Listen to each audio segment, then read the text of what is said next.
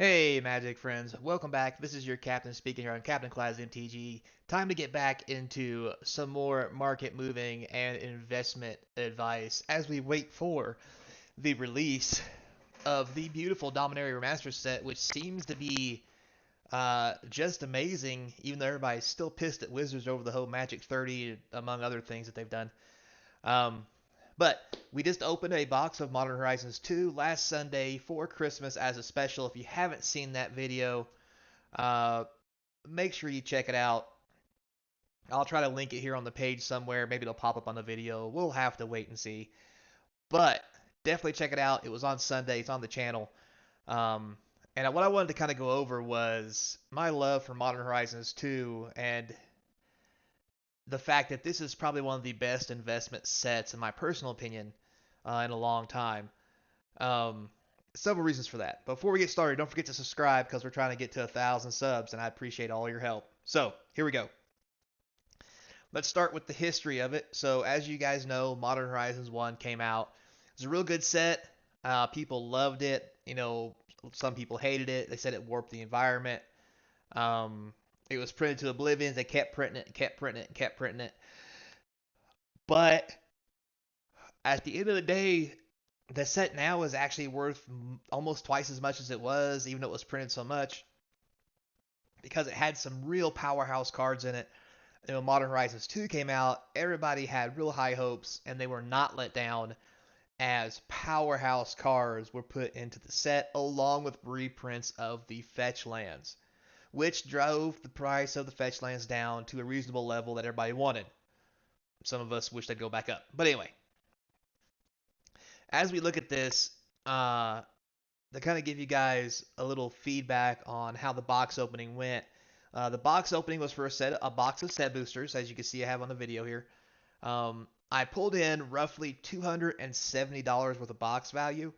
Now, mind you, that was based off of TCG low to mid, so a lot of those prices were actually cheaper than what they're actually selling for. Not to mention, anything under $2 I didn't count, and because the TCG low to mid, some things didn't get counted that were worth money, so forth and so on, yada yada yada.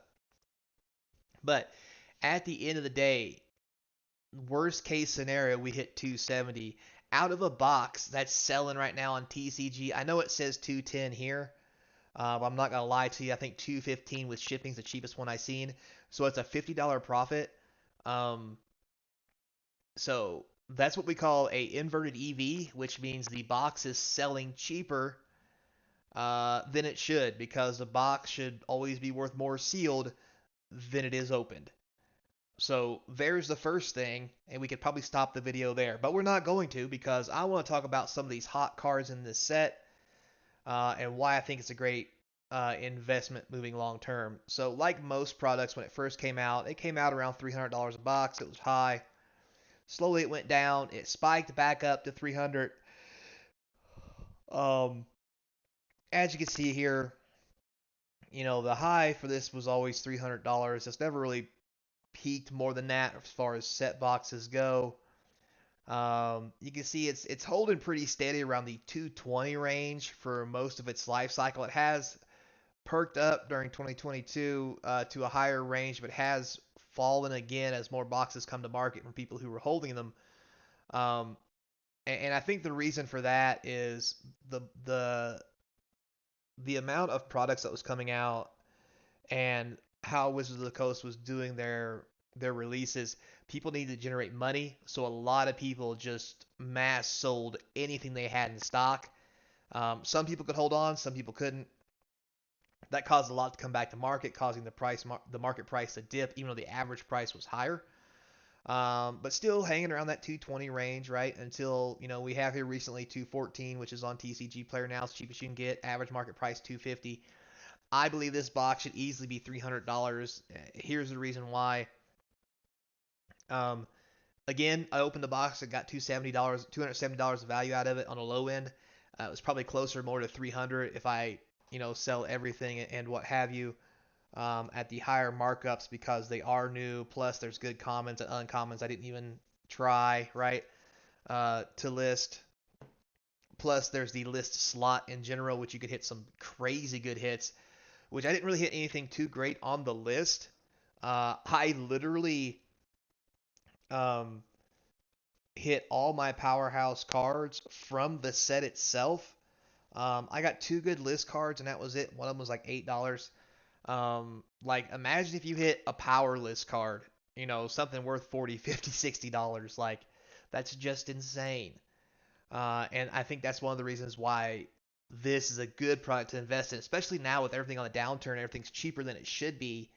Buying these for 210 a box seems like a steal. Um, if you can find somebody trying to offload these at an even cheaper price, like if you get this below 200, I mean, you should just gobble up everything you can because they're just too good. Um, yeah, it's just too good. This is one of the premier Magic sets to invest in, because it has some of the most premier cards for the older sets, modern and back, plus commander cards. I mean, everybody talks about how we're making commander cards now and all the newer sets, but these have the powerhouse commander cards, fetch lands, good, I mean, just all the good stuff. So,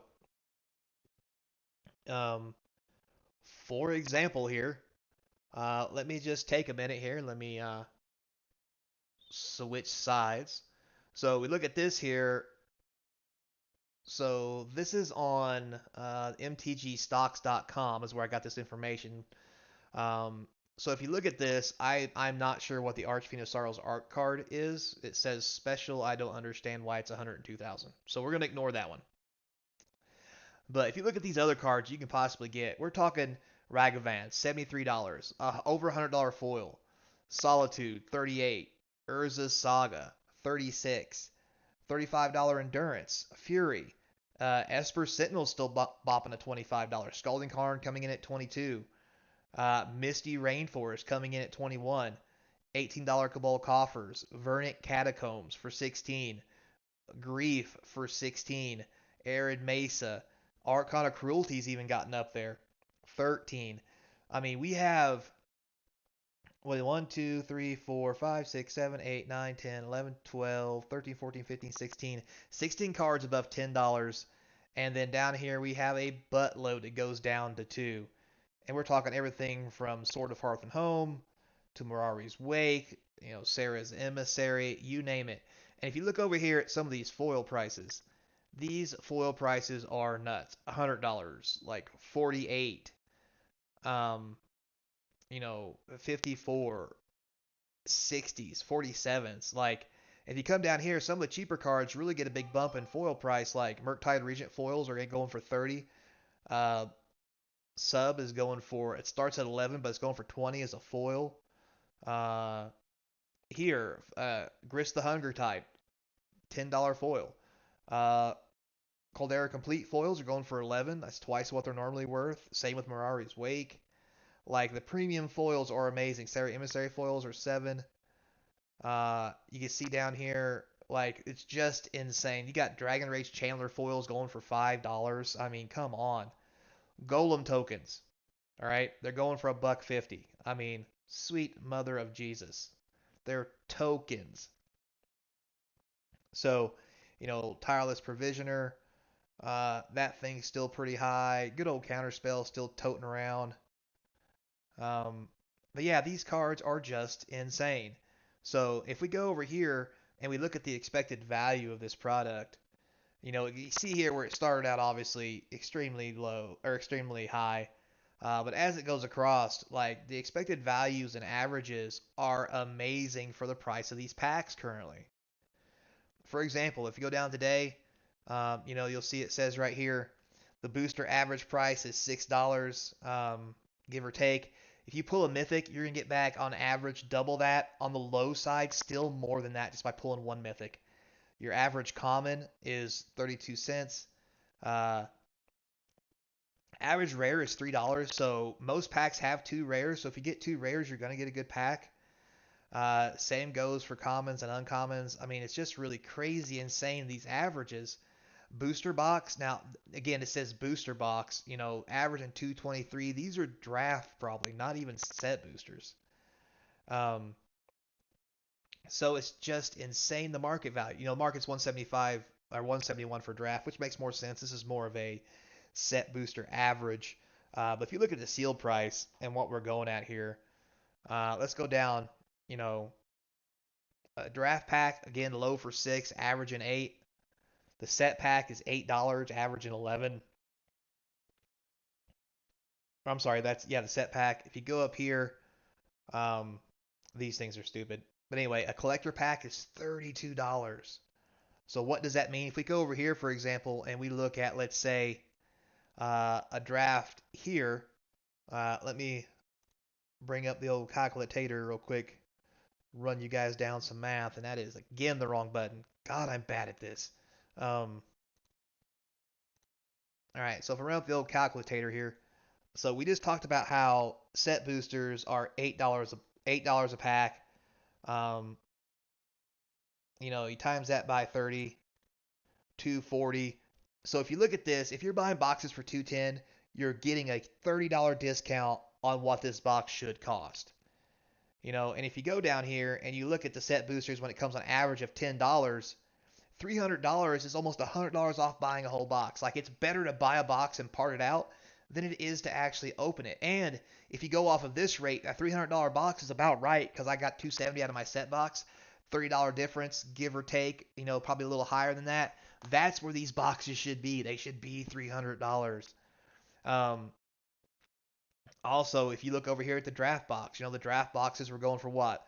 $6 a pack, so 6 times 36 packs, 216.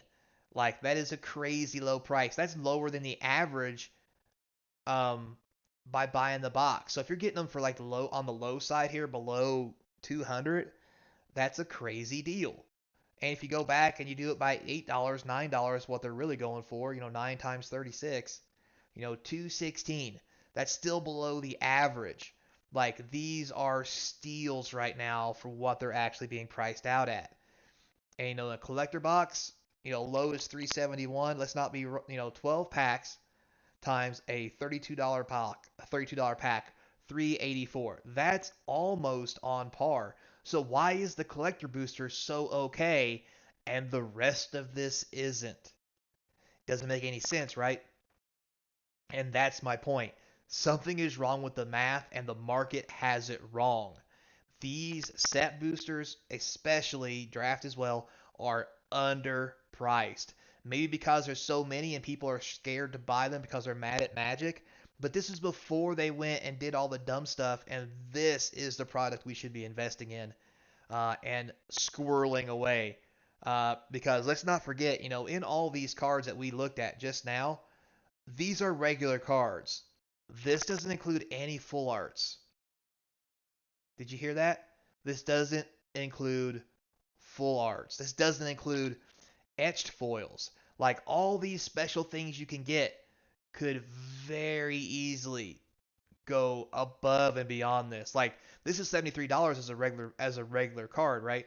The full art of this is close to 100 and the foil is out of this world. For example, so this is what the card looks like, right? $73 and so forth and so on. Well, let's just run over here real quick. I know I probably shouldn't be doing this, but let's just hit up TCG Player, if you will, for a Ragavan. And when you look at this, $64.99. Well, if you look at the Ragavan that is borderless, 86 and it's right now sporting $75, 164 foil. You pull one of these foil out of a box, you have paid for the whole box. And that's just the beginning. I mean, it's insane. I can't say enough good things about Modern Horizons 2. I love this set. Um, yeah, I mean, let's just go in here real quick and let's go roll up Modern Horizons on here and look at the extra page. What's the extra page, you may ask? This is where all the cool stuff is. So, you know, why is this thing not coming up with old rarities here? Let's go with Mythic. So, a Lord High Artificer, $65, foil etched. You could pull one of those. Like, Borderless Ragavan, 90, 164, right? Solitude, borderless, 50. Foil, 100. Endurance, borderless, 45. Foil, basically 100. Same with Fury. Like, you look at these alternate art card prices and what the foils are going for, it's absurd. I mean, Chatterfang borderless or extended art 22 is a foil. This one's Mirari's Wake foil 13. I mean, just look at the prices of these cards. It is insane, especially when they're alternate art. And if you don't like that, I mean, if you look at some of the uncommons, we're talking a generous gift retro frame foil etched $4 if you happen to pull one. Like that's why the collector boosters are so good. Like it's just absurd, right? Like the amount of money is just absurd. And here, a scale up dollar retro foil etched. I mean, and that doesn't include these rares, guys. Scalding Tarn, retro art, retro frame, $40, foil 47. Like Urza's, like look at all these prices. These are extra cards that are also pullable in the set. It's just absurd, guys. I don't know how else to tell it to you other than Modern Horizons 2 I think is something everybody's been sleeping on. We should be packing this away somewhere because this is still a box as you saw, at 220 a box. I pulled $270 worth of value out of it. That is absurd and that's on the low end. So with that said, guys, that's the last thing I want to say. Moving forward, we'll start doing some card moving stuff along with some other investment ideas for some of the other stuff. Put some comments down below what you'd like to hear me talk about. Just in general, I'll make a video for you. But with all that said, guys, thanks a lot for hanging out and watching. I do appreciate it. Don't forget, sale's still going on or may just now be ending depending on when you see this in my eBay store, which links in the description, the Patreon to help support the channel. Also, my email's in there if you just want to say hey or ask for a specific video, me do some research. Also, do some we can do deck techs, you name it. There's going to be a lot of good stuff coming. Don't forget to sub up. If you have subbed up, thank you very much. I do appreciate you. As always, guys, until next time, be kind. And I hope to see you across from the game table.